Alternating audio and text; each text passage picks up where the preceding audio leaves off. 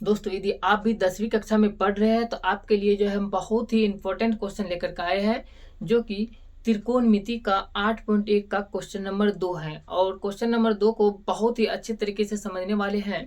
और question number 1 का video नहीं देखे हैं तो जाकर के जरूर देख लीजिएगा। इसके साथ ही साथ इसका बेसिक क्लास भी जाकर के जरूर देख लीजिएगा, उसका भी वीडियो चैनल पर अपलोड है। तो चलिए आपको बताते हैं क्वेश्चन नंबर 2 को कैसे सॉल्व करना है। क्वेश्चन नंबर 2 में कहा जा रहा है, देख सकते हैं कि आकृति 8.13 में tan p minus cot r का मान ज्ञात कीजिए। tan p minus cot r का मान। और यहाँ पे देखिए तो एक आकृति दिया गया है पहले से ही, और p q r दिया गया है। यहाँ पे समकोण का चिन्ह है, समकोण त्रिभुज बनता है यहाँ पे। और p है, q है, r है। q जो है ये समकोण है, और p q r और p r इसकी भुजा है। आपको बता दें कि यहाँ पे देख सकते हैं, इसमें देखें तो वैसे यदि हम लोग निकाले इसको एच कहते हैं, यानी जो कर्ण जो होता है, ये लंबी भुजा जो होता है इसको कर्ण कहते हैं। और ये लंब कहलाएगा पी क्यू आर आधार कहलाएगा। यदि हम वैसे देखें तो इसको यानी जो आर को थीटा मान के, यहाँ पे कभी टेन पी को थीटा मानने के लिए कह रहा है, कभी कह रहा है आर को थीटा मानने के लिए। इन दोनों को जो है एक बार को हमको थीटा मानना पड़ेगा। इसलिए जो है क्वेश्चन नंबर 1 में इसको अच्छे तरीके से बताया गया है, उसको भी आप लोग देख सकते हैं। उसमें भी सेम क्वेश्चन, यानी कभी ए को कभी जो है सी को थीटा मानने के लिए कहा जा रहा था। इसको बनाने के लिए सबसे पहले हम लोग क्या करते हैं, यहाँ पे देख सकते हैं इसमें लिखते हैं त्रिभुज पी क्यू आर में, नाम है त्रिभुज का पी क्यू आर, लिखते हैं त्रिभुज पी क्यू आर में। त्रिभुज पी क्यू आर में देखिए तो यहाँ पे पी क्यू दिया है, क्यू आर दिया है, पी आर दिया है। यहाँ पे समकोण त्रिभुज बन रहा है। समकोण त्रिभुज जब भी बनता है तो यहाँ पे पाइथागोरस प्रमेय लगा सकते हैं तीसरी भुजा निकालने के लिए।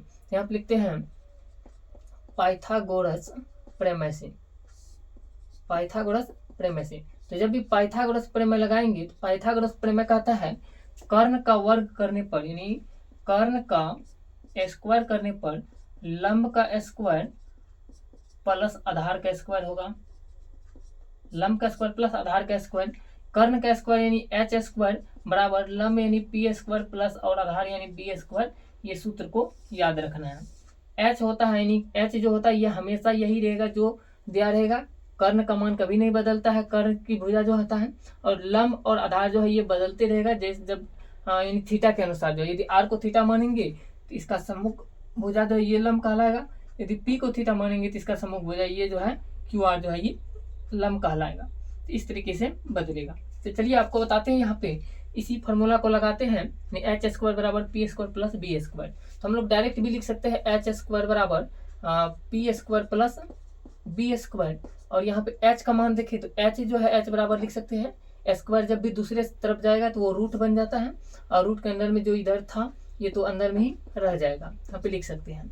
अब देखिए यहाँ पे h बराबर रूट के अंदर में P square plus B square आया, तो यहाँ पे रूट के अंदर में लिख सकते हैं p का मान यहाँ पे देख सकते हैं। यहाँ पे देखिए h बराबर पी स्क्वायर, एच स्क्वायर बराबर P square plus B square यहाँ पे लिख रहे हैं। यदि हम r को थीटा मान के चल रहे हैं, अभी मान लीजिए कि अगर ऐसे निकालना हो कोई मान तीसरी भुजा, तो डायरेक्ट भी आप लोग निकाल के रख सकते हैं, बाद में देख के लगा सकते हैं। जैसे हम इसी को थीटा मानते हैं, ये इसका आधार कहलाएगा, ये इसका लंब कहलाएगा, ये कर्ण कहलाएगा। यहाँ देख सकते हैं पी का मान देखिए तो पी का मान कितना आ गया, तो 12 आ गया। तो 12 का स्क्वायर प्लस आधार का मान देखिए तो यहाँ देख सकते हैं बी का मान यहाँ पे नहीं दिया है, आप लोग देख सकते हैं। तो यहाँ पर जो हम इसको जब फॉर्मूला का थोड़ा चेंज करेंगे यहाँ पे, क्योंकि इसमें कि बी का मान जो है नहीं दिया है, बी का मान ही निकालना है।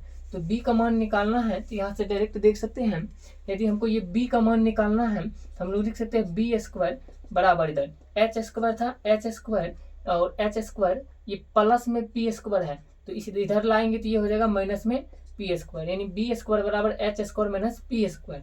और इसको b को यदि लिखे तो स्क्वायर इस तरफ आएगा तो रूट बन जाएगा H square minus P square. चलिए इसको अब हम डायरेक्ट एक बार में लिख देते हैं, b बराबर H square minus P square, root के अंदर में डायरेक्ट लिख देते हैं। इतना बड़ा करने की जरूरत नहीं है यदि आपको फार्मूला याद है तो। चलिए यहाँ पे देख सकते हैं, जैसे b का मान निकालना है तो b बराबर डायरेक्ट लिख सकते हैं root under H square minus P square लिख सकते हैं। अब ये याद रखना है। अब देखिए यहाँ पे ये h का मान जो यहाँ पे दिया गया है 13, तो 13 का स्क्वायर देंगे, माइनस p का मान जो है दिया गया है p का मान 12, तो यहाँ पे 12 का स्क्वायर दे देंगे इस तरीके से। तो चलिए ये दे दिए। अब यहाँ पे देख सकते हैं तो यहाँ पे लिखेंगे 13 का स्क्वायर होता है 169 माइनस 12 का स्क्वायर होता है 144। तो यहाँ पे लिखे जैसे यहाँ पे 169 माइनस 144 करेंगे तो 9 में से 4 गया 5 बचेगा, 6 में से 4 गया 2 और 1 में से गया 0, तो 25 बच गया। रूट का मतलब होता है वर्गमूल निकालना है, तो 25 का वर्गमूल होता है 5, तो 5 सेंटीमीटर जो है ये भुजा आ गया यहाँ पे आधार। ये आ गया 5 QR और PQ आ गया 12 और PR आ गया 13। इस तरीके से आप देख सकते हैं। अब यहाँ पे हम लोग मान निकालते हैं। जैसे देखिए यहाँ पे हमको क्या कर रहा है, यहाँ पे कर रहा है 10P माइनस कोट R। तो चलिए हम एक बार इसको अलग अलग निकाल लेते हैं। 10P को निकालते हैं, इसे 10P निकाल लेते हैं, फिर दूसरा एक है कोट R भी निकाल लेते हैं। तो 10P देखिए यहाँ पे P को कह रहा है थीटा मानने के लिए। जैसे हम P को थीटा मानेंगे, इसको थीटा मानेंगे, इसके सटा हुआ भुजा ये आधार कहलाएगा और ये लंब कहलाएगा, यानी ये लंब कहलाएगा, ये आधार कहलाएगा। क्योंकि P के सम्मुख भुजा जो होता है, थीटा के सम्मुख भुजा जो होता है वो लंब कहलाता है। यहाँ पे tan थीटा बराबर होता है P बटे B। तो P ये है, B ये है, यानी QR बटे PQ, QR बटे PQ आ जाएगा। क्योंकि ये इसको थीटा माने है तो इसीलिए ये आधार कहलाएगा और ये QR लंब कहलाएगा। तो QR बटे PQ आ गया। QR का मान है 5 बटे PQ का मान है 12, तो 5 बटे 12 दे दिए, देख सकते हैं। अब यहाँ पे देखिए फिर हम इसको P और B को मिटा देते हैं, क्योंकि यहाँ पर जो है ये बदलते रहेगा। क्योंकि यहाँ पर जो है देख सकते हैं कोट R का मान ज्ञात करना है। R को यदि थीटा माने, इसको यदि थीटा माने, तो ये इसका सटा हुआ भुजा है, ये लंब कहलाएगा, यानी सॉरी यहाँ पे ये आधार कहलाएगा। और इसका सम्मुख भुजा जो ये जो है PQ जो है ये लंब कहलाएगा, यानी PQ ये लंब कहलाएगा। अब कोट थीटा बराबर होता है B बटे P, यानी B बटे P होता है, यानी आधार बटे लंब, यानी QR बटे PQ हो जाएगा, QR बटे PQ हो जाएगा। तो QR का मान अभी देख सकते हैं 5 है और यहाँ पे PQ का मान 12 है, ये हो गया। अब यहाँ पे देख सकते हैं हमको कह रहा था 10P माइनस कोट R, तो लिख सकते हैं 10P माइनस कोट R।